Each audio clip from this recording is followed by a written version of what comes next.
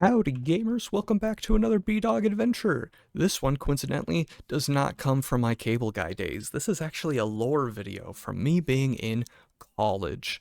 Yes, believe it or not, you are listening to a college-educated man who spends his free time making YouTube videos about his life adventures while using Minecraft to demonstrate. I appreciate you for being here. Don't click off, you'll make me sad. But in college, I had to take a science course. Not just any science course, a honors science course. Yes, I was an honors student, smart boy, 29 on the ACT, 93rd percentile, 97th, I can't remember how it works. But blah, blah, blah, I digress. I have to go into class one day, and my honors professor, he is a bit weird. The degree that he has, the PhD, has to do with the ocean, and for some reason we're learning a little bit about chemistry this day, and it's just awkward overall because I kind of embarrassed myself one day in front of him. Let's put him here, Mr. fucking Denis. Yeah, so Dr. Denis here is a professor, and we had to do monthly writings. We'd have to write a paper on some sort of topic we found interesting. One of them I wrote on sundogs. You can actually see them during the winter in the Midwest very often. It has to do with moisture in the air and typically really cold temperatures, and you can see a halo around the sun. Here's a little image of it. You might have seen them before. They're really cool and fascinating. But one day we were talking about outer space, and he is asking us, what is our favorite theory about space? And I had one called the bendy straw hypothesis. Now, I know the name is catching, the bendy straw hypothesis. You're thinking, B-Dog, what the fuck does that mean, you moron? You're in college. Why are you being silly?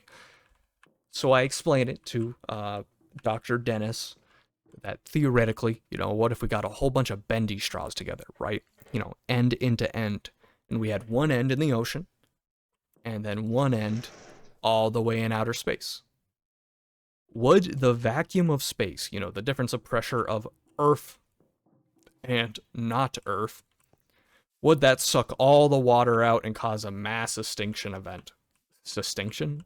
Extinction. Use your words, gamer. You have a bachelor's of science. But he stares at me,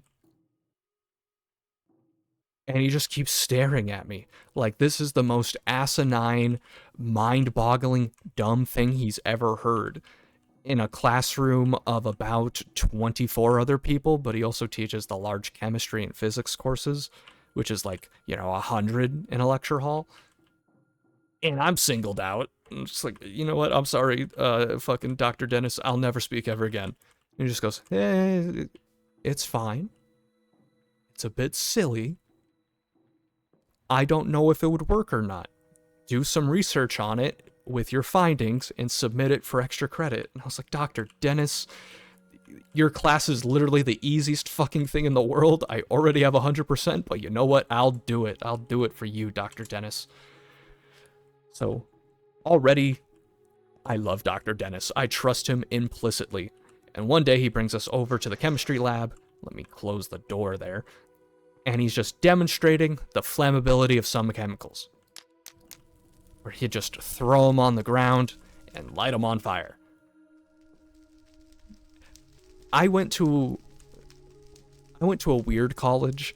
I won't say too much about it so I don't, dox myself, lol. But this professor was known for being neurotic. He explained to us one time in lecture hall about how he went to the local lumber yard and just asked for all their sawdust so he could put it in his food while he was in college for extra fiber, while he was like eating pizza out of dumpsters.